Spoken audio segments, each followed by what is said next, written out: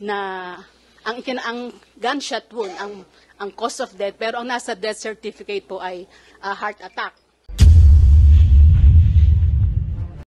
My goodness. Ako hindi ko alam ang iisipin ko dito eh. Kalokohan na to eh. General Marbil, how would you describe the current war on drugs under this administration?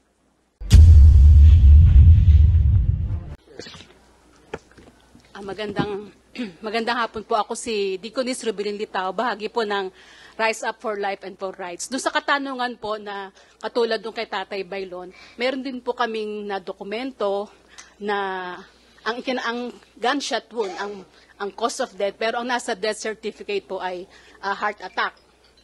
Yun po, meron po kaming ganun natanggap, pero sinisikap po namin imbitahan yung pamilya, pero syempre hindi po handang magsalita. Pero may mga yun po, particular sa isang lugar, meron din po kami. Ano po yung dokumento nyo? Yung death certificate po. Nakalagay heart attack naman. Attack. Ang ano po kasi ng pamilya, para makakuha kaagad sila ng death certificate at makahingi ng tulong. Kaya yung pong nangyayari, pumapayag po sila sa ganon. Pumapayag yung pamilya, pero yun ang ginawa nung punerarya. Ibig sabihin, my goodness, ako hindi ko alam ang iisipin ko dito eh. Kalokohan na to eh. Philippine National Police, something must be done about this. Something must be done about this. Tama ho ba ako? Tama po kayo. Attorney, siguro kinakailangan malaman natin kung sino may-ari na punerarya. Yes po, Mr. Chair, aalamin po namin. Pati dun sa kasong ginapit ni ano. We are going to invite the owner to punerarya. Gusto ko lang malaman kung sino may-ari. Mr. Chair, liban dun sa heart attack, ano pa yung ibang mga examples ng mga maling cause of death na nakalagay sa death certificate? So far po sa aming mga na-document, yun yung meron pong kaming nakausap na katulad dun kay Tatay Bailon. Baka sa rise up siguro.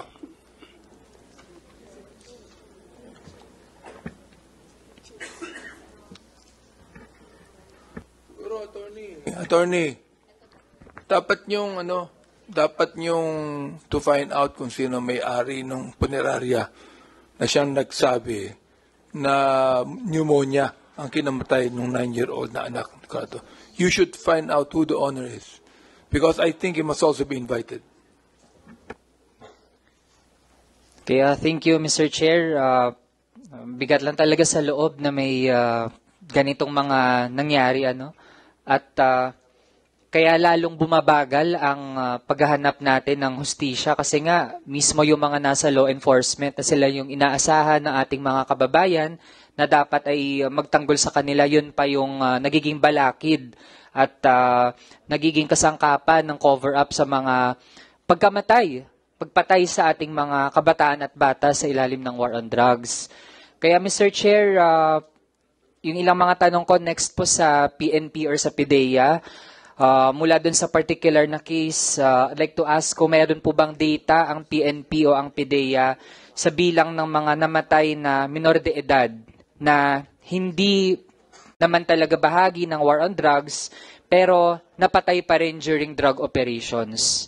So, PNP or PIDEA, Mr. Chair, meron po ba sa kanila na makakapagbigay ng ganong mga datos? PNP first, please. Meron yes. po ba? Wala po, Your Honor. But we can produce it, Your Honor. Yeah, Congressman Noel, the only data that we received, yung mga napatay na hanggang drug pusher, hanggang drug user, pero wala yung mga mistaken identity o yung hindi, ano. Sa PIDEA, meron po ba yung PIDEA? Your Honor, if you are talking about the period July 1, 2016 to November 27, 2017, there were no minors that were involved in PIDEA operations. So did you also investigate if there were minors who were not actually drug pushers, no drug users that were killed? Let me ask my staff, Your Honor. Okay, so Mr. Chair, habang nag-uusap po yun sa PIDEA, may furnish po officially kung mayroon pa silang ma-produce sa kanilang records na ganong data similar dun sa nangyari dun sa anak ni Mr. Bailon ay masubmit din po sa ating committee. Can PIDEA comply with that? Your Honor, according to my staff, there is no case wherein a minor was involved in PIDEA-initiated operations. O kahit po yung mga napatay na mga bystander na damay po, kahit hindi sila parang part ng listahan. None, Your Honor. No such incident, Your Honor. No such case, Your Honor. Okay, so ang mas antayin po natin, Mr. Chair, ay sa PNP na data. We expect na sa susunod po na hearing natin ay maipasa po nila.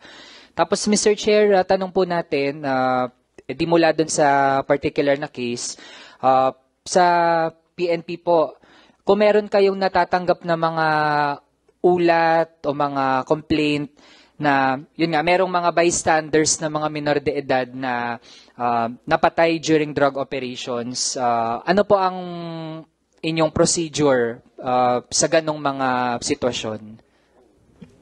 Of course, Mr. Chair, since may namatay, necessarily an investigation should ensue to determine the liability of any person as to the death, Mr. Chair. Tapos, anong tipo ng tulong or compensation ang tinitiyak para sa mga pamilya na yon? Kasi nga, ang isang case dito masama yung nangyari talaga ang bigat ng sakit sa puso. Sa iba po, meron po ba kayong concrete na naibigay na tulong para man lang yung remedies available sa batas natin ay ma-avail ng ganong mga pamilya ng mga biktima? In the Philippine National Police, Mr. Chair, I believe we don't have. Perhaps the damages caused can be pursued in the civil case, Mr. Chair. But for now, since the victim is kay Tatay Rodrigo, we don't have this support that being asked, Mr. Chair. Okay, so to reiterate na lang, Mr. Chair, we request yung data on minors killed during drug operations at hindi po sila persons of interest nung panahon na napatay sila pero naging biktima pa rin sila.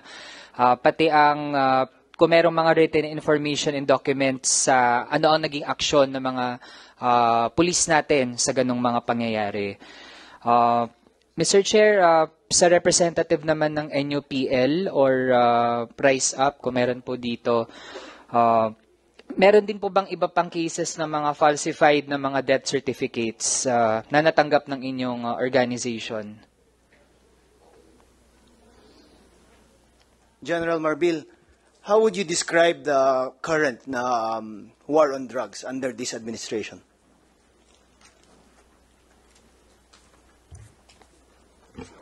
Sir, ang pareho lang po ng natin. In the same way na nangyayari po before, no, ang talagang po ang ginagawa po ng police natin is really to follow the rules of law. I think yan po talaga ang ginagawa ng police natin ever since po. Yes, sir.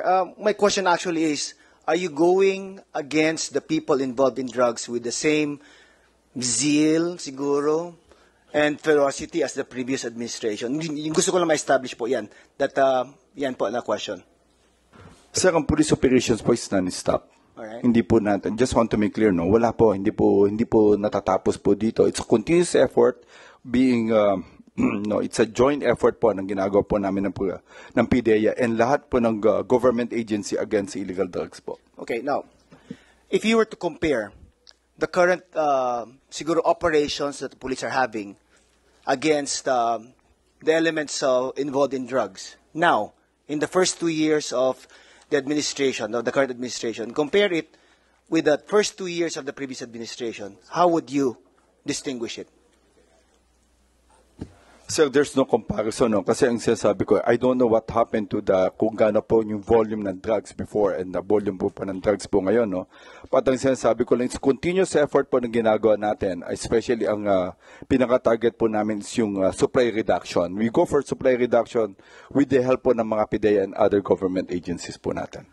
Okay, so would you agree with me that it would then be an unfair, siguro, comparison if they would say that the current police leadership or the current administration is soft on drugs?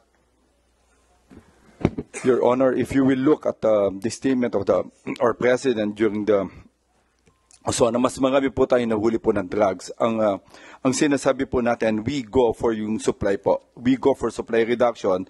Kaya mas malaki po yung operations natin pagka marami po yung confiscation po ng drugs. Okay, so now that you're saying that you had more operations, how come that in this administration there are less or fewer number of deaths involved in police operations against drugs? Sir, ang ginagawa po namin, no, and I just want to know, ang ginagawa po namin is intel-driven. We are not go for numbers, we go for the big confiscation po ng mga shabus on the streets. Sir, my question is simple naman eh. I'm referring to the number of deaths in the first 2 years of this administration and comparing it with the previous administration. Kasi gusto kong ma-connect po, no?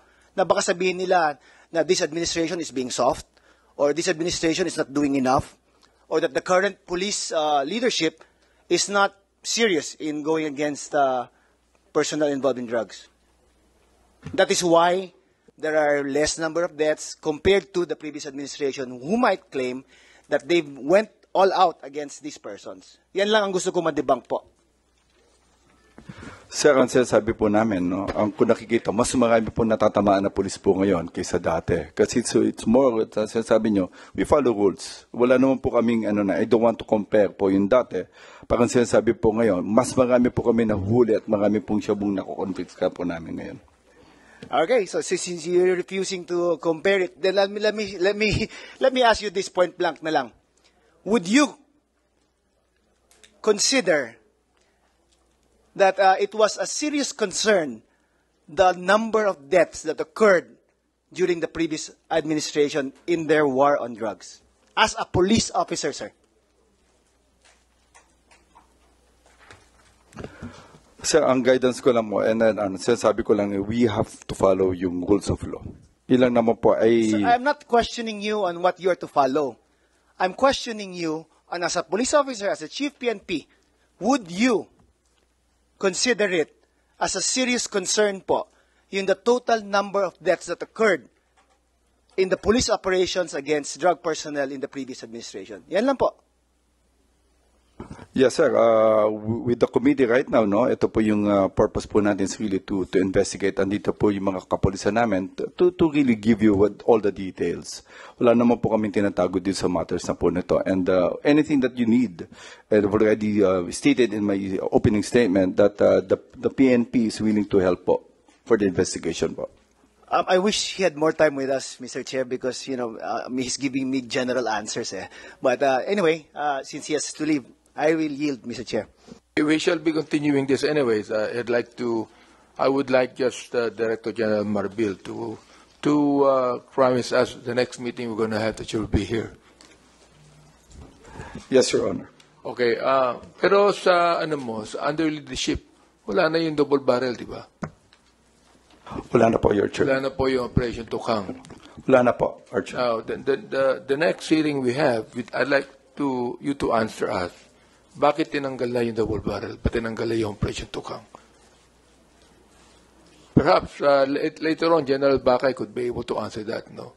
But at this point in time, we do not want to, hinder you from your operations. I know that sinabi niya meron silang kinakailangang puntahan ngayon. So, Mr. Chair, isang question lang, Mr. Chair. Go ahead. Meron pa isang question. Yes, Mr. Chair. Mr. Chair, i-reiterate ko lang, Mr. Chair, to the PNP chief. Dati kasi ang problema ay hindi talaga makakuha ng information and data yung mga relatives, yung mga reporters, yung lahat na nangangailangan ng data, even the legal counsels, napakahirap during the 2016, 2017, 2018 na hanggang 2022, no? Ngayon po, open po ba kayo na ibigay yung mga information, necessary information na kailangan para sa investigasyon ng mga ito? Mr. Chair, yun po yung tanong ko sa PNP Chief. Are you open to that? Our chairman, I already stated that we are open po dun sa any investigation po. So we open our CIDG offices for any complaints. Anything that we can help in the investigation, nandito po. Kaya po nandito po yung Directorate for Investigation namin. If there is any query coming from the committee na kailangan niya po talaga to investigate po. Yes, thank you, Mr. Chair. Yun po yung kailangan sana natin kasi marami talaga ngayon na humihingi niyan. And binigay naman sa atin ng PNP Chief yung kanyang word na open ang lahat. Okay, thank you, Mr. Chair. Isang tanong lang, no, Chief, no, ano pwedeng gawin ng Philippine National Police doon sa mga involved na nag-retire na?